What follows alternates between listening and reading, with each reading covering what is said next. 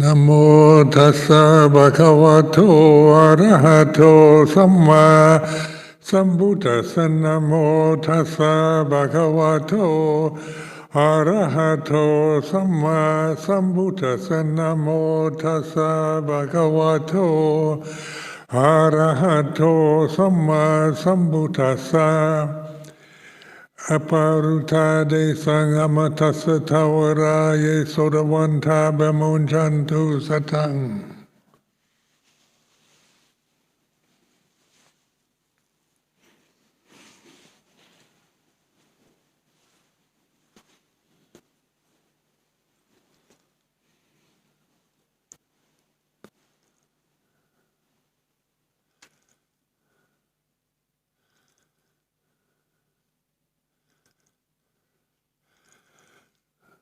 So listening to the silence, the space that's here and now, it's a way to train yourself to not just sit down in the temple and think about everything else. Your worries about the future and so forth, what to do with your life, and to bring always to this present moment. And of course, the body is like this. There's four postures. They're either sitting, standing, walking, or lying down. And breathing, inhaling, exhaling. Notice that it's like this. It's not, refraining from making it personal. It is the way it is. Because at this moment, things are just like this. That's the way it is. And so we open, embrace the present here and now like it is, whatever you're experiencing, pleasure, pain, happiness, depression, whatever the mood, whatever the physical condition you're experiencing is like this.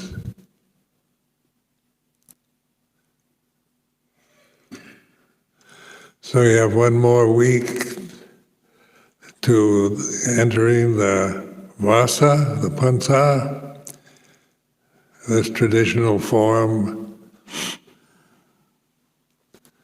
in which we determined to spend the 3 months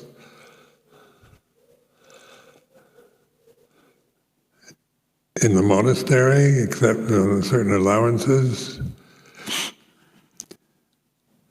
So this is a tradition.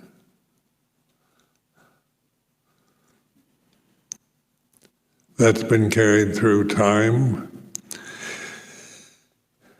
And during this time, especially like in Thailand, for example, they're dedicated to more serious practice, even though daily life, any time of the day or night, is serious practice. But the 3 months of the vasa gives us a special time, just perceiving it as such. The main duty to break through the illusions of a self, a separate self, all the identities you have acquired in your life through the years, whether they're positive or negative, it doesn't matter. They're acquired perceptions, and they influence how we see ourselves in the world we live in.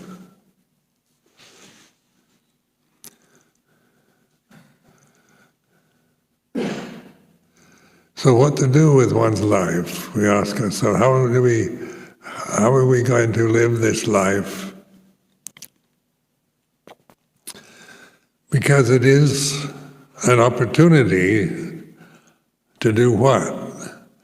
Just to survive, to procreate the species, survive the trials and tribulations of life till we die of old age, hunt for food, sitting in my kuti, looking out at the garden and outside the window of my kuti, looking at the the birds and the squirrels desperately looking for food.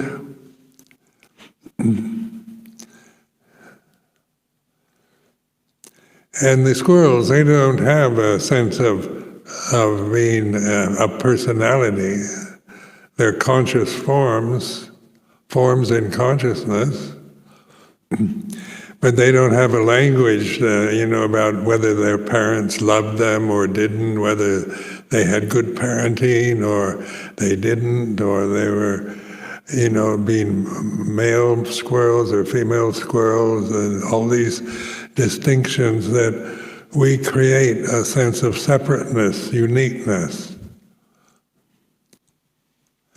And this is what the suffering is about, of the First Noble Truth, is being separate in a vast universe, in a vulnerable form such as a human body.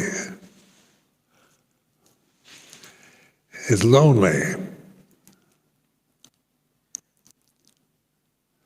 When you see yourself only as some very separate individual person, unique personality, or a special, maybe you see yourself as have a special mission in life, or a special profession to accomplish, or whatever, whether it's special or ordinary, high or low, whether it's royalty or poverty. These are all acquired perceptions. They're not like squirrels don't see themselves in terms of being upper class or lower class.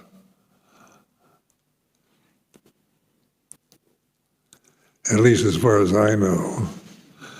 So, this whole thing, this class structure, gender identity, even religious identity is an acquired identity. So I emphasize this over and over. What we acquire in life is conditioned.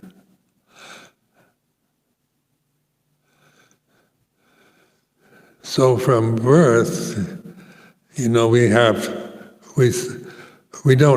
born with that sense of a separate self, a conscious form, human form, infant form, and then we acquire this sense of our separateness, our uniqueness, our ordinariness, our superiority or inferiority, our acquired identities that we get through the conditioning process. So in meditation, the whole point is get to the source. Find the source of all this, where, like returning almost to infancy, to that pure state of a pure awareness, pure conscious awareness, that it's not conditioned, it's not cultural, it doesn't have a name or an identity. We give it a name, we call it consciousness or mindfulness.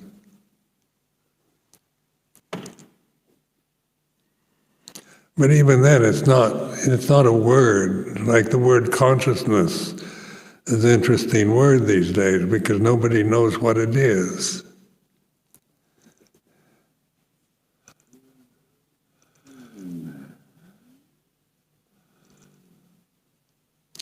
And we're trying to find it, trying to look for it, trying to scientifically prove, is it the brain or is it,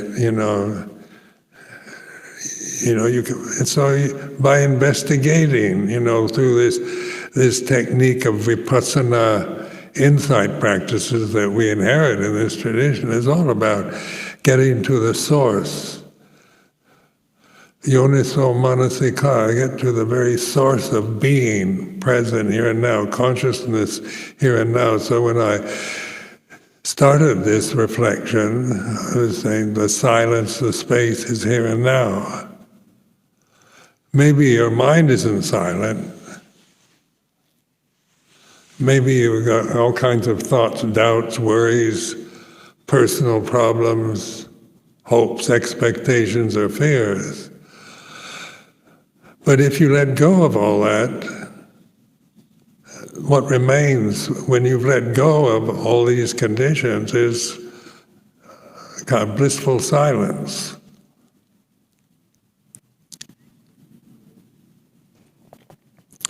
So when we talk about just the word bliss is a kind of problematic word because we tend to associate the word with the kind of drug addiction where you're blissed out on due to some kind of chemical reactions, where you feel absolutely euphoric and happy and at one with the universe due to various drugs or conditions. But the bliss of silence isn't conditioned. It's here and now. And in this temple, it's this what I really like about this building is that there's a silence that it resonates very clearly, at least for me, inside this temple. But the temple is in the silence, so the temple is not necessary for silence. But when we come into the temple, it's a reminder. We might be caught up with our duties, our responsibilities, our position, our doubts and worries, and then we bring those into the temple, and we sit down and we start worrying about the future, or getting carried away with our feeling of responsibility, duty, our position, what to do with our lives. All this can go on, the mind can keep very busy inside this temple. So learning to use the temple for awareness. So that's why I like to begin these kind of reflections on how to see the stillness, the silence, the space. Not just come in and sit down with all your worries and problems, but to recognize that the temple is a kind of sign, a kind of symbol of that. The Buddha Rupa on the shrine. We can see it in terms of it's a golden image, whether we think it's beautiful or we don't, we think it's overpowering or it's necessary or it's unnecessary. We might have all kinds of opinions and views about Buddha Rupas, Buddha images. But that's not using them for awareness. It's merely being caught up with personal prejudices, biases, preferences that we may not notice. We're caught up with our aesthetic tastes, our refinements, our religious conditioning. And we don't see what we're doing. We just operate from habit, from tradition, from conditioning. So that's why we suffer, because we're not conditioned. Our true nature isn't a condition.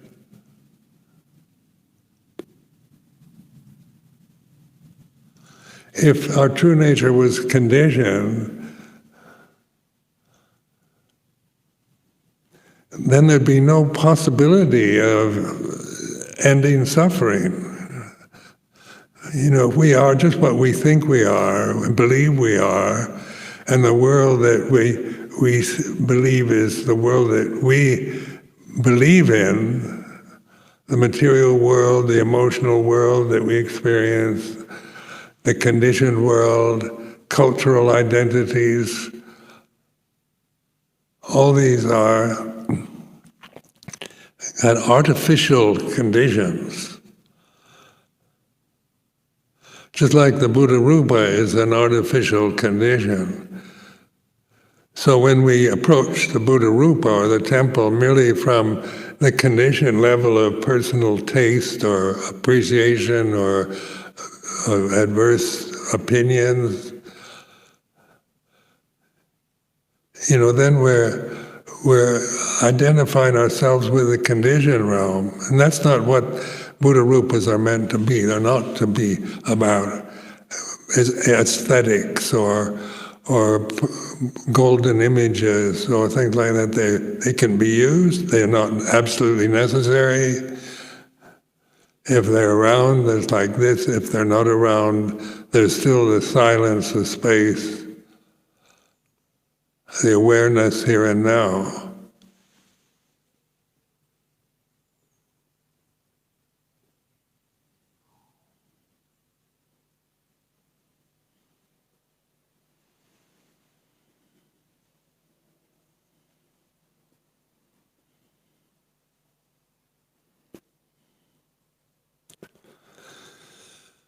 So on a cultural level, we're conditioned to have our sense of duty, responsibility, our position, what a good woman should be, a good man should be, ideals of perfection in terms of the gender, in terms of government, democracy,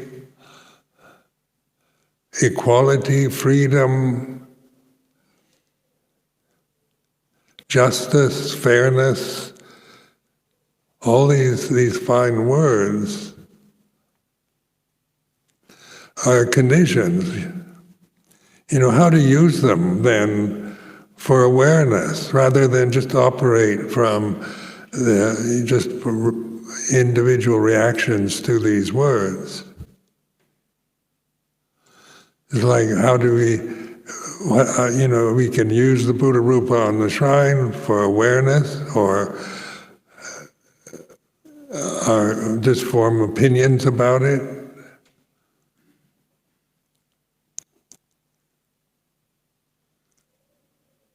Or just ignore it. But symbols do have an effect on us because these forms are conditioned. The body that you identify is a condition. It's an empty phenomenon. It's not a real solid person, a special person, a soul or individual that is special in any way other than it is a condition in this realm of conditioned phenomena. So, instead of seeing oneself always from the limitation of mortality,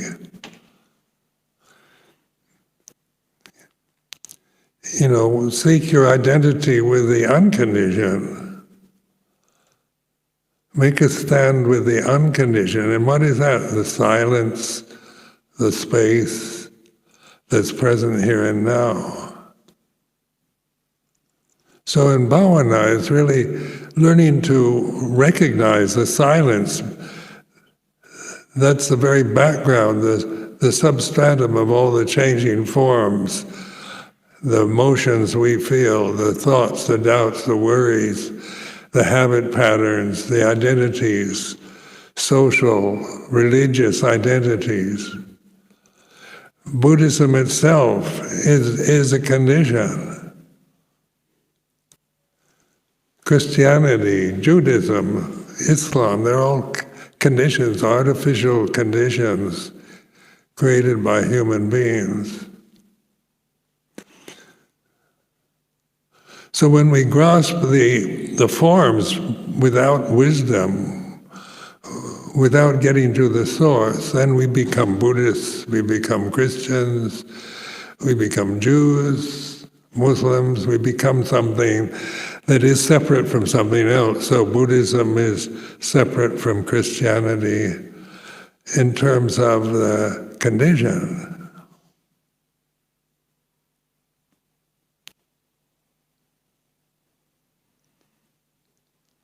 So that we live in this realm of separateness. And that's what suffering is about, being identified always in this lonely, isolated form,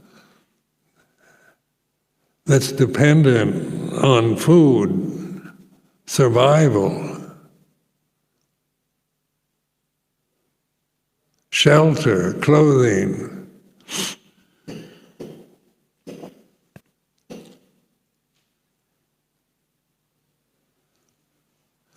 So the form, this is, in this particular Thai forest tradition, the emphasis on the four requisites. The Buddha allowed, these four requisites to be reflected upon again and again. Why is that? Because most of us come from affluent backgrounds.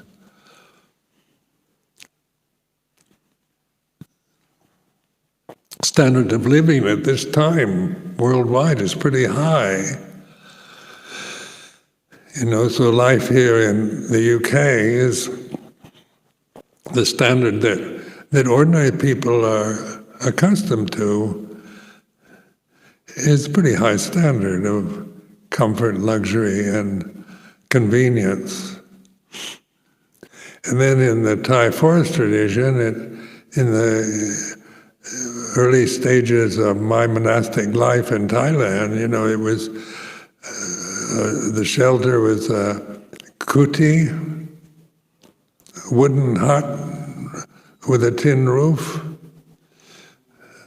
The robes were provided, these kind of dun-colored robes, bindabat food, medicine, which is very in Thailand and in Wat Pa Pong at that time, they used a lot of herbal medicines. Ajahn Chah was an expert herbalist, knew all the medicinal properties of the various things that grow in the forests in Thailand.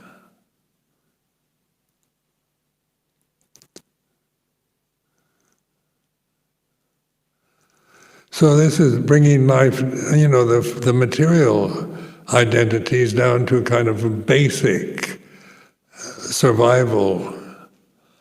And even though, the standard for monasticism is definitely higher than it used to be, the kind of comforts and availabilities, central heating, and we have iPads, iPhones, things like this that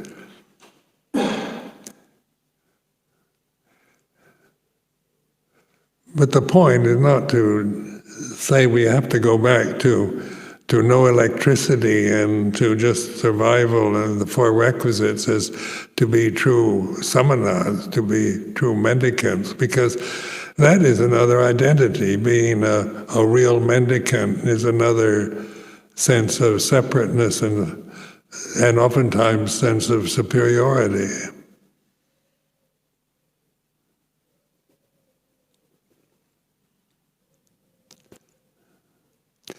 So what is the answer to these questions? Is it to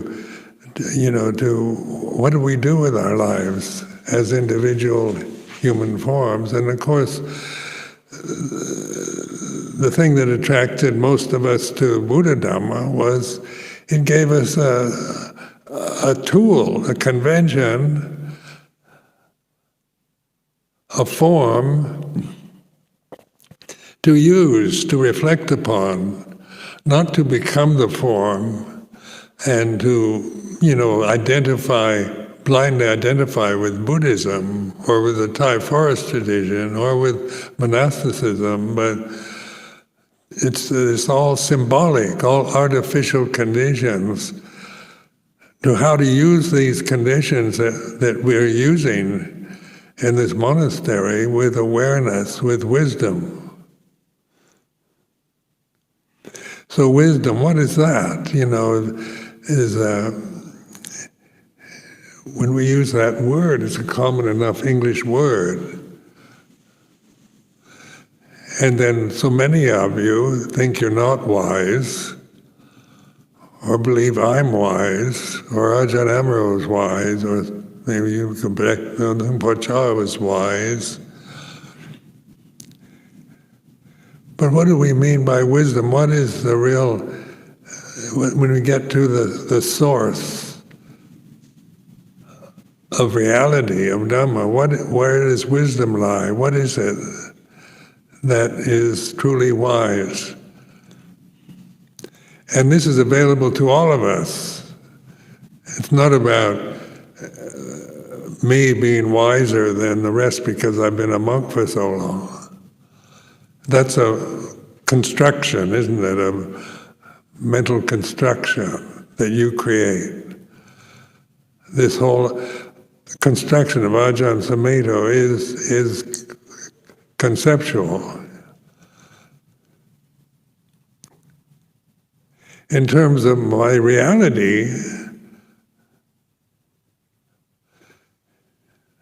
the form is now getting very old.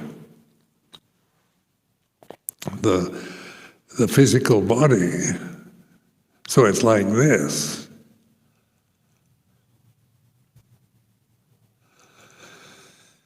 When I identify with the age of the body,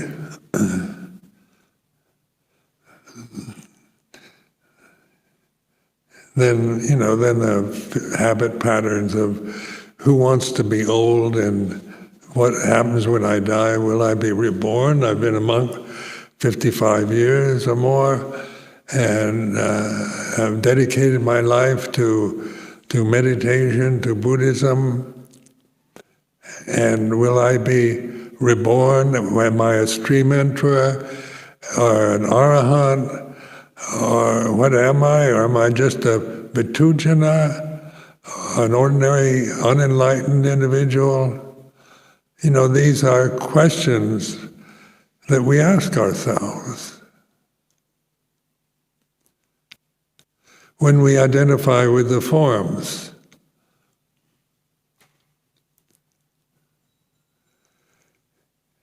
Am I as wise as Luang Por Chah? Or is he wiser than I am, or vice versa? These are all thoughts, perceptions, concepts, objects of the mind.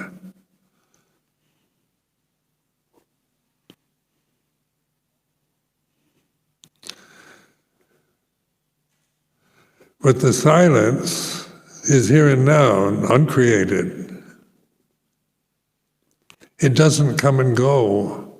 As you cultivate awareness, the silence becomes the prominent reality because it's here and now all the time, whatever happening, whatever posture you're in, whatever emotions you're experiencing, whatever it is day and night, or you're healthy or sickly. So learning to realize silence, the space between the thoughts, the space between the words, is silent. When you ask yourself a question, what's the purpose of life? You might come up with some, you say, quote, some philosopher or Buddha or Ajahn Chah, what's the purpose of life? And then you say, Ajahn Sumedho, what is the purpose of life? And I could give you an answer to that, an intellectual answer.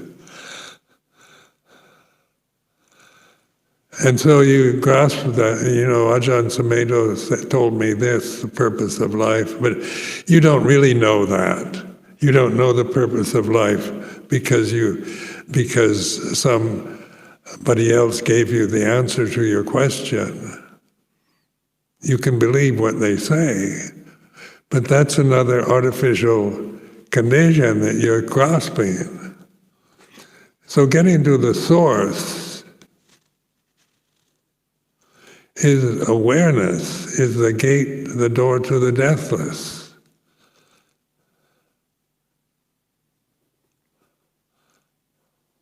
Amatasa Tawara, the gate to the door to the deathless. Here and now, it's not about cultivating mindfulness as a practice in order to become enlightened anymore, because all that is still conditioned self-references of duty, having to do something, having to meditate, having to get somewhere in your practice, or you've been practicing some form of meditation for years now and you haven't gotten anywhere, or you've got a level of samadhi, I've reached, I have abundant samadhi, I'm really accomplished. It's still the perception of a separate self that's attained something. And anything you attain, whether you believe it or not, is a condition. This whole sense of attaining, achieving, getting somewhere, becoming enlightened is all conceptual, proliferating concepts. It's what you've heard, the jargon of this tradition.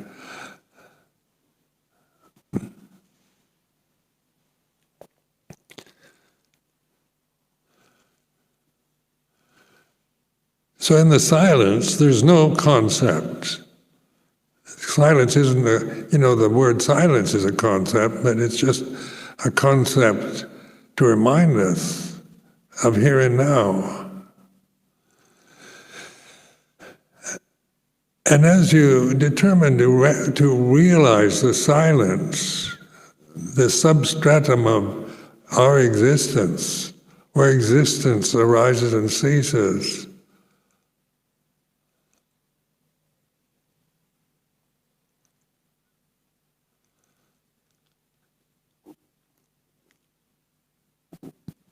then the purpose of life is no longer a problem, no longer a question in the mind. The questions all dissolve into the silence.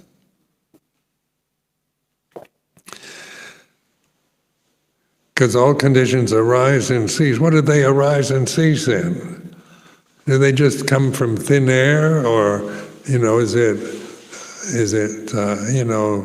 if they arise, they've got to rise from something, and they must cease into something. What's left when the conditioned world is ceased? And we learn this not through grand visions of the universe that we live in suddenly ceasing, according to the idea of cessation. But realize that cessation is going on all the time. The thoughts arise and cease. And if you observe, if you're the Puto, the observer of thought, rather than the thinker, then you notice the absence of thought.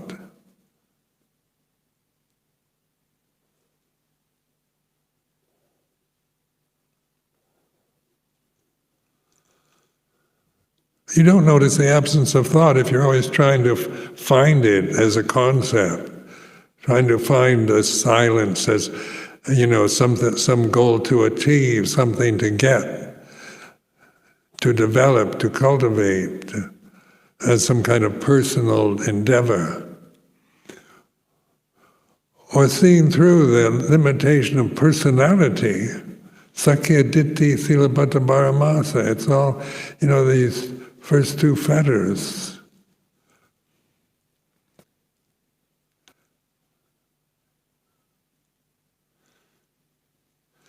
And, from personal experience, not being a person is a great relief. To realize all the fears, vanity, selfishness, worries, anxiety habits, depression, jealousy, guilt and remorse, endless psychological conditions arise and cease that we cling to, identify with, or suppress. They're all illusions that we believe in and see in highly personal terms. When you let go of that, when you get to the very source of here and now, the silence, the space, is like this. Trust that. That is insight into what we call the path, or some right understanding. And when we have that understanding, it's an insight knowledge, it's not acquired knowledge, because you can recite, probably all of you can recite the 8 factors of the eight steps of the Eightfold Path in Pali, or translate them into English or French or any other language. So it's not knowing the 8 steps, the 8 factors, 8 steps of enlightenment, of the path, of the Eightfold Path, but in trusting in awareness.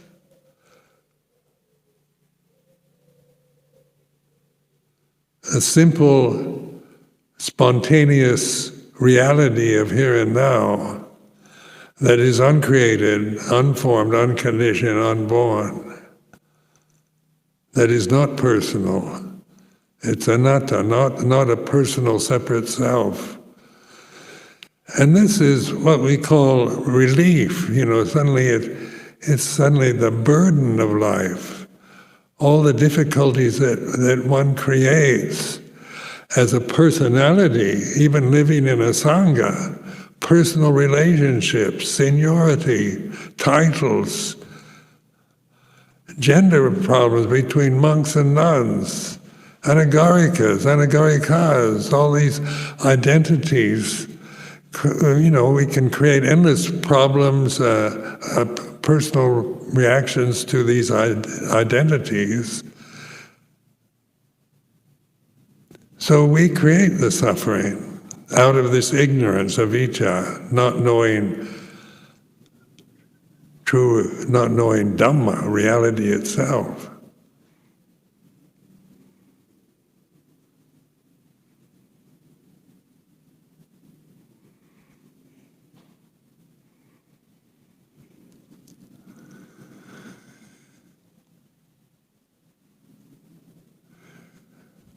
One time I read in a Zen book, Zen describing the experience of nirvana, and they said nirvana is like when you've been carrying this heavy burden on your back for a lifetime and you're really exhausted. You're so tired of this weight, carrying this heavy weight around, that you put it down. And that's nibbana, relief. So not being a person, not feeling attached to any position, it doesn't mean we have to get rid of our tradition or our position in the Sangha. This is convention only. But see it as convention, as just a skillful means, which the true practice isn't about becoming a monk or a nun, but in realizing Dhamma, awakening to reality.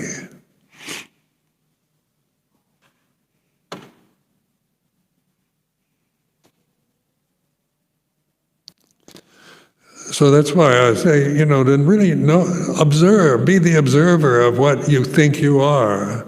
Listen to your ego. You're not trying to get rid of the ego. It's not something you've got to get rid of or make judgments about. Whether you're conceited or you feel inferior, it doesn't make any difference. These are all conditioned identities. Whether you tend to be arrogant and bossy, or think you know it all, or you're full of doubts and worries, listen to whatever goes on in your mind, because it's conditioned. And your position is Buddho, awakened awareness, knowing. It's like this.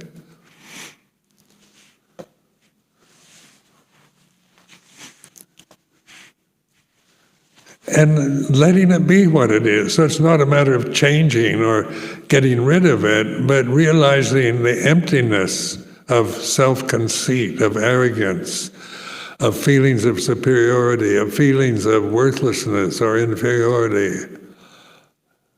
Whatever your tendencies, personal tendencies might be, it's not about you all have to become humble individuals and practice humility as some ideal, because humility is a beautiful idea.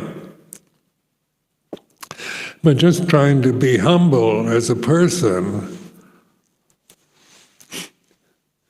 can be another form of sakyaditi.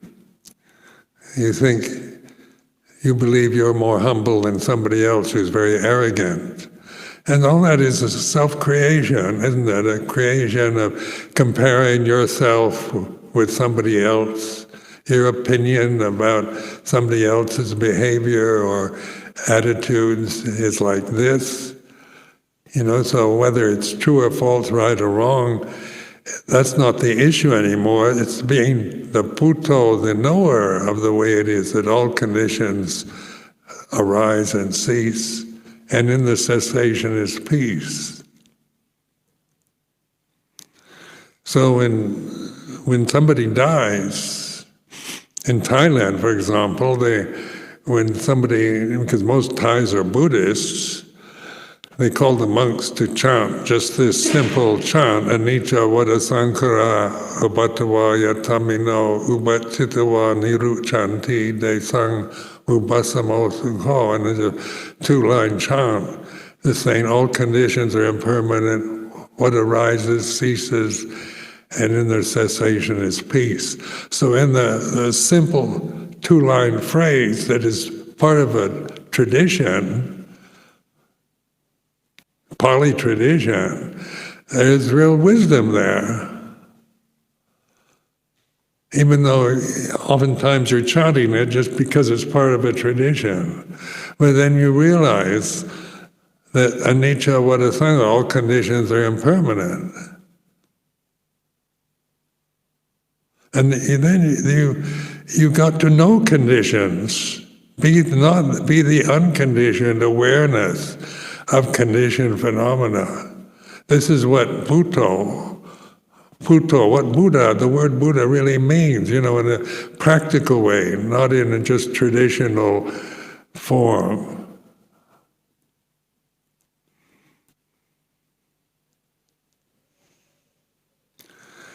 So in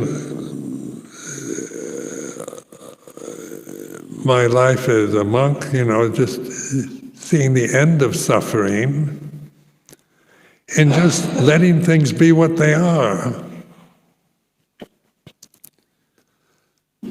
I conform physically to the Vinaya, and physically and verbally, try to anyway. But that's a choice, because I see it as a tool rather than as some kind of personal duty or responsibility. Then the emphasis that Luang Por Chah always made on this Buddho, this mantra, Buddha, it actually is the name of Buddha, which means awakened consciousness, the unconditioned reality of here and now. So when we take refuge in Buddha, this is what, it's not taking refuge in a traditional form, in a word or in a concept or an ideal. It's the practical reality of being aware. Because even the word Buddho is a condition. So it's not grasping the word, but what the word reminds us when we get carried away with our personal conditioning is an opportunity to be aware of it. So when you're caught up in worry or anxiety about the future, or what to do with your life, how should I spend my life?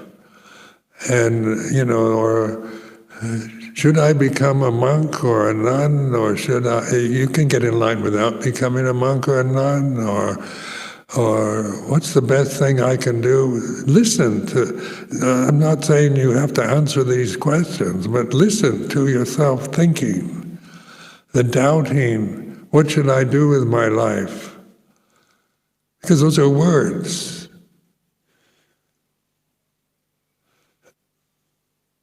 And behind those words is a silence, the eternal silence of here and now. Underlying those words, what should I do with my life? Is a silence that is non-suffering. Silence doesn't suffer.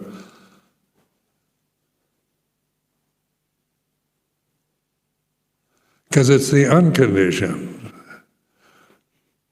So when you take refuge in Buddha, Dhamma, Sangha, and these forms, you're taking refuge in the unconditioned, not the words of the unconditioned, but the reality, which is what you really are. So the problems drop away. As you see their cessation, not that you suppress them or get rid of the problems, you allow problems to arise. You listen, you're aware, and they're like this. You're patient, allowing them to abide and cease, and you're aware of their beginning, their middle, their end. And that which is aware of the beginning, middle, and end is the deathless.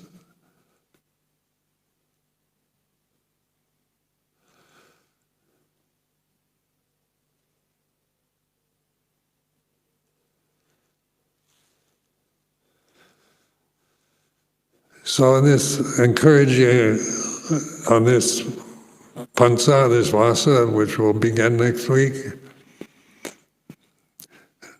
you're hearing me, you're a sodawanta, one who's listening, pamunchantu satang, which means trust this. You can't trust what you think because it's always changing. And thinking is dependent upon other conditions. So how can you ever find peace or happiness in something that you can't, that is just uncertain, unstable?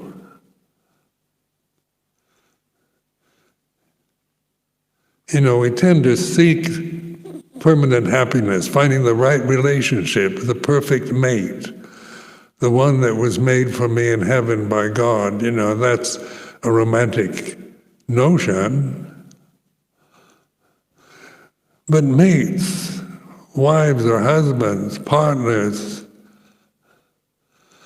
they're all unstable conditions. They're changing. They have their karmic tendencies and habits that are different from oneself. So how can you expect somebody else to be a permanent form of happiness for you throughout your life? That's kind of a Cinderella story. Living happily ever after is a fairy tale. Because the conditioned realm is this continuous changing, incessant, inexorable change that we're experiencing every moment through these forms.